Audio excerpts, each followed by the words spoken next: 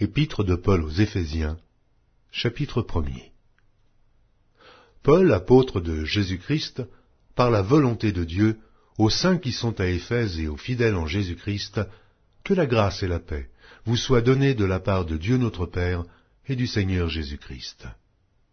Béni soit Dieu, le Père de notre Seigneur Jésus-Christ, qui nous a bénis de toutes sortes de bénédictions spirituelles dans les lieux célestes en Christ. En lui, Dieu nous a élus avant la fondation du monde, pour que nous soyons saints et irrépréhensibles devant lui, nous ayant prédestinés dans son amour à être ses enfants d'adoption par Jésus-Christ, selon le bon plaisir de sa volonté, à la louange de la gloire de sa grâce qu'il nous a accordée en son bien-aimé. En lui nous avons la rédemption par son sang, la rémission des péchés, selon la richesse de sa grâce, que Dieu a répandue abondamment sur nous par toute espèce de sagesse et d'intelligence, nous faisant connaître le mystère de sa volonté, selon le bienveillant dessein qu'il avait formé en lui-même, pour le mettre à exécution lorsque les temps seraient accomplis, de réunir toutes choses en Christ, celles qui sont dans les cieux et celles qui sont sur la terre.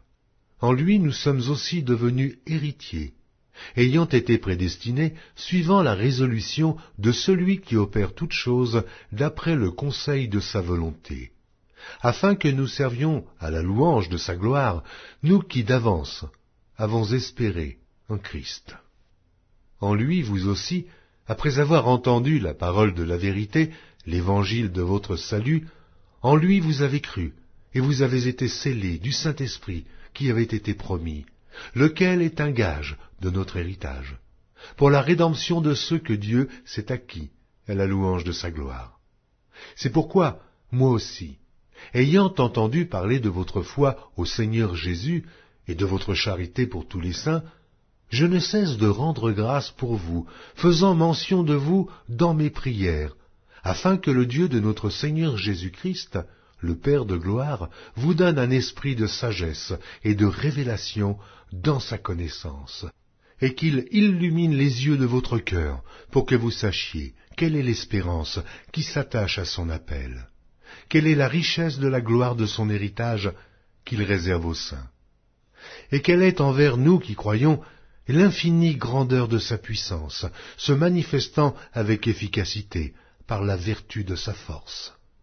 Il l'a déployé en Christ, en le ressuscitant des morts, et en le faisant asseoir à sa droite dans les lieux célestes, au-dessus de toute domination, de toute autorité, de toute puissance, de toute dignité, et de tout nom, qui se peut nommer non seulement dans le siècle présent, mais encore dans le siècle à venir. Il a tout mis sous ses pieds, et il l'a donné pour chef suprême à l'Église qui est son corps, la plénitude de celui qui remplit tout en tous. Épître de Paul aux Éphésiens, chapitre 2. Vous étiez morts par vos offenses et par vos péchés, dans lesquels vous marchiez autrefois, selon le train de ce monde, selon le prince de la puissance de l'air, de l'esprit qui agit maintenant dans les fils de la rébellion. Nous tous aussi, nous étions de leur nombre, et nous vivions autrefois selon les convoitises de notre chair, accomplissant les volontés de la chair et de nos pensées, et nous étions par nature des enfants de colère, comme les autres. Mais Dieu qui est riche en miséricorde, à cause du grand amour dont il nous a aimés, nous qui étions morts par nos offenses, nous a rendus à la vie avec Christ. C'est par grâce que vous êtes sauvés. Il nous a ressuscités ensemble, et nous a fait asseoir ensemble dans les lieux célestes en Jésus-Christ, afin de montrer dans les siècles à venir l'infinie richesse de sa grâce, par sa bonté envers nous, en Jésus-Christ. Car c'est par la grâce que vous êtes sauvés, par le moyen de la foi, et cela ne vient pas de vous, c'est le don de Dieu. Ce n'est point par les œuvres, afin que personne ne se glorifie, car nous sommes son ouvrage, ayant été créés en Jésus-Christ pour de bonnes œuvres que Dieu a préparées d'avance, afin que nous les pratiquions. C'est pourquoi Vous, autrefois païens dans la chair, appelés incirconcis par ceux qu'on appelle circoncis, et qui le sont en la chair, par la main de l'homme, souvenez-vous que vous étiez en ce temps-là, sans Christ, privés du droit de cité en Israël, étrangers aux alliances de la promesse, sans espérance et sans Dieu dans le monde. Mais maintenant, en Jésus-Christ, vous qui étiez jadis éloignés, vous avez été rapprochés par le sang de Christ. Car il est notre paix, lui qui des deux n'en a fait qu'un, et qui a renversé le mur de séparation, l'inimitié, ayant anéanti par sa chair les lois des ordonnances dans ses prescriptions, afin de créer en lui-même avec les deux un seul homme nouveau, en établissant la paix, et de les réconcilier l'un et l'autre en un seul corps, avec Dieu par la croix, en détruisant par elle l'inimitié. Il est venu annoncer la paix à vous qui étiez loin, et la paix à ceux qui étaient près, car par lui, nous avons les uns et les autres accès auprès du Père, dans un même esprit. Ainsi donc, vous n'êtes plus des étrangers, ni des gens du dehors, mais vous êtes concitoyens des saints, gens de la maison de Dieu. Vous avez été édifiés sur le fondement des apôtres et des prophètes, Jésus-Christ lui-même étant la pierre angulaire. En lui, tout l'édifice bien coordonné s'élève pour être un temple saint dans le Seigneur. En lui, vous êtes aussi édifiés pour être une habitation de Dieu, en esprit. Épître de Paul aux Éphésiens, chapitre 3.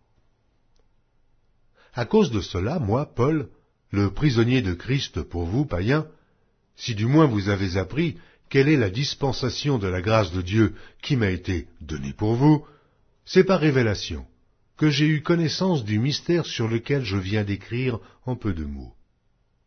En les lisant, vous pouvez vous représenter l'intelligence que j'ai du mystère de Christ. Il n'a pas été manifesté aux fils des hommes pendant les autres générations, comme il a été révélé maintenant par l'Esprit aux saints apôtres et prophètes de Christ. Ce mystère, c'est que les païens sont cohéritiers, forment un même corps et participent à la même promesse en Jésus-Christ par l'Évangile, dont j'ai été fait ministre selon le don de la grâce de Dieu qui m'a été accordé par l'efficacité de sa puissance.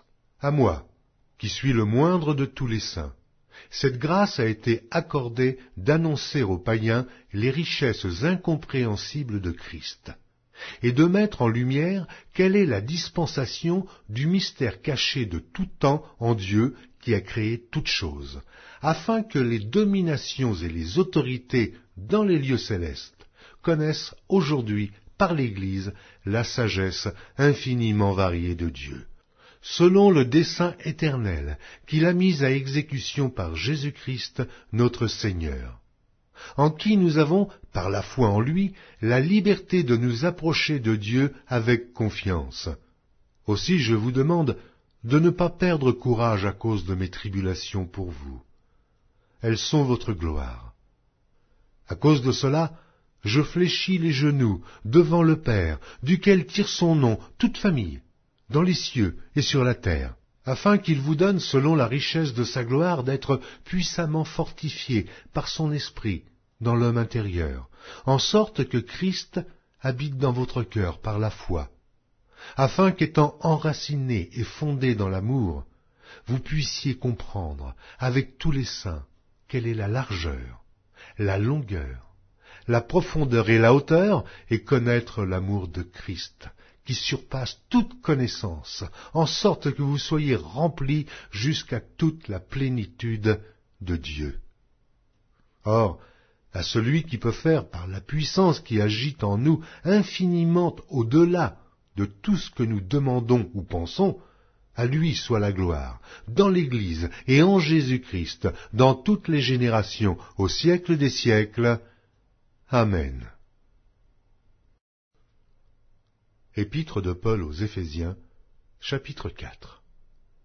Je vous exhorte donc, moi, le prisonnier dans le Seigneur, à marcher d'une manière digne de la vocation qui vous a été adressée, en toute humilité et douceur, avec patience, vous supportant les uns les autres avec charité, vous efforçant de conserver l'unité de l'esprit par le lien de la paix. Il y a un seul corps et un seul esprit, comme aussi vous avez été appelés à une seule espérance par votre vocation. Il y a un seul Seigneur, une seule foi, un seul baptême, un seul Dieu et Père de tous, qui est au-dessus de tous et parmi tous et en tous. Mais à chacun de nous, la grâce a été donnée selon la mesure du don de Christ. C'est pourquoi il est dit, « Étant monté en haut, il a emmené des captifs et il a fait des dons aux hommes. » Or, que signifie « il est monté » sinon qu'il est aussi descendu dans les régions inférieures de la terre. Celui qui est descendu, c'est le même qui est monté au-dessus de tous les cieux afin de remplir toutes choses. Et il a donné les uns comme apôtres, les autres comme prophètes, les autres comme évangélistes, les autres comme pasteurs et docteurs, pour le perfectionnement des saints en vue de l'œuvre du ministère et de l'édification du corps de Christ, jusqu'à ce que nous soyons tous parvenus à l'unité de la foi et de la connaissance du Fils de Dieu, à l'état d'homme fait, à la mesure de la stature parfaite de Christ, afin que nous ne soyons plus des enfants, flottants et emportés à tout vent de doctrine, par la tromperie des hommes, par leur ruse, dans les moyens de séduction, mais que, professant la vérité dans la charité, nous croissions à tous égards en celui qui est le chef, Christ. C'est de lui, et grâce à tous les liens de son assistance, que tout le corps, bien coordonné et formant un solide assemblage, tire son accroissement selon la force qui convient à chacune de ses parties, et s'édifie lui-même dans la charité. Voici donc ce que je dis, et ce que je déclare dans le Seigneur. C'est que vous ne devez plus marcher comme les païens, qui marchent selon la vanité de leurs pensées. Ils ont l'intelligence obscurcie. Ils sont étrangers à la vie de Dieu, à cause de l'ignorance qui est en eux, à cause de l'endurcissement de leur cœur. Ayant perdu tout sentiment, ils se sont livrés à la dissolution, pour commettre toute espèce d'impureté, jointe à la cupidité. Mais vous, ce n'est pas ainsi que vous avez appris Christ. Si du moins vous l'avez entendu, et si, conformément à la vérité qui est en Jésus, c'est en lui, que vous avez été instruits à vous dépouiller, eu égard à votre vie passée, du vieil homme qui se corrompt par les convoitises trompeuses, à être renouvelé dans l'esprit de votre intelligence, et à revêtir l'homme nouveau, créé selon Dieu, dans une justice et une sainteté que produit la vérité. C'est pourquoi renoncez aux mensonges, et que chacun de vous parle selon la vérité à son prochain, car nous sommes membres les uns des autres. Si vous vous mettez en colère, ne péchez point, que le soleil ne se couche pas sur votre colère, et ne donnez pas accès au diable. Que celui qui dérobait ne dérobe plus, mais plutôt qu'il travaille, en faisant de ses mains ce qui est bien, pour avoir de quoi donner à celui qui est dans le besoin. Qu'il ne sorte de votre bouche aucune parole mauvaise, mais, s'il y a lieu, quelques bonnes paroles, qui servent à l'édification et communiquent une grâce à ceux qui l'entendent. N'attristez pas le Saint-Esprit de Dieu, par lequel vous avez été scellés pour le jour de la rédemption. Que toute amertume, toute animosité, toute colère, toute clameur, toute calomnie, et toute espèce de méchanceté disparaissent du milieu de vous. Soyez bons les uns envers les autres, compatissants, vous pardonnant réciproquement, comme Dieu vous a pardonné en Christ. Épître de Paul aux Éphésiens, chapitre 5. Devenez donc les imitateurs de Dieu, comme des enfants bien-aimés, et marchez dans la charité, à l'exemple de Christ, qui nous a aimés, et qui s'est livré lui-même à Dieu, pour nous, comme une offrande, et un sacrifice de bonne odeur. Que l'impudicité, qu'aucune espèce d'impureté, et que la cupidité ne soient pas même nommées parmi vous, ainsi qu'il convient à des saints. Qu'on n'entende ni paroles déshonnêtes, ni propos insensés, ni plaisanteries, choses qui sont contraires à la bienséance, qu'on entende plutôt des actions de grâce, car, sachez-le bien, aucun impudique ou impur, ou cupide, c'est-à-dire idolâtre, n'a d'héritage dans le royaume de Christ et de Dieu. Que personne ne vous séduise par de vains discours, car c'est à cause de ces choses que la colère de Dieu vient sur les fils de la rébellion. N'ayez donc aucune part avec eux. Autrefois vous étiez ténèbres, et maintenant vous êtes lumière dans le Seigneur. Marchez comme des enfants de lumière, car le fruit de la lumière consiste en toutes sortes de bonté, de justice et de vérité. Examinez ce qui est agréable au Seigneur, et ne prenez point part aux œuvres infructueuses des ténèbres, mais plutôt condamnez-les. Car il est honteux de dire ce qu'ils font en secret. Mais tout ce qui est condamné est manifesté par la lumière, car tout ce qui est manifesté est lumière. C'est pour cela qu'il est dit « Réveille-toi, toi qui dors. Relève-toi d'entre les morts, et Christ t'éclairera. Prenez donc garde de vous conduire avec circonspection, non comme des insensés, mais comme des sages. Rachetez le temps, car les jours sont mauvais. C'est pourquoi ne soyez pas inconsidérés, mais comprenez quelle est la volonté du Seigneur. Ne vous enivrez pas de vin, c'est de la débauche. Soyez au contraire remplis de l'esprit. Entretenez-vous par des psaumes, par des hymnes et par des cantiques spirituels, chantant et célébrant de tout votre cœur les louanges du Seigneur. Rendez continuellement grâce pour toutes choses à Dieu le Père, au nom de notre Seigneur Jésus-Christ, vous soumettant les uns aux autres dans la crainte de Christ.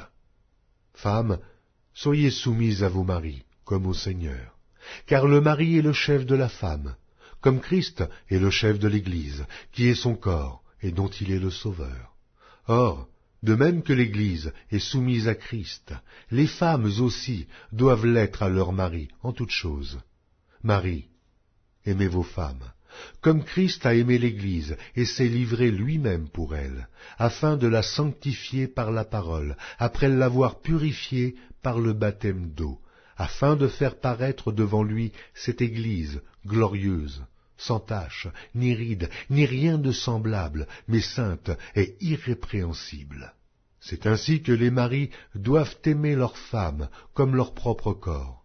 Celui qui aime sa femme s'aime lui-même, car jamais personne n'a haï sa propre chair, mais il la nourrit et en prend soin, comme Christ le fait pour l'Église, parce que nous sommes membres de son corps.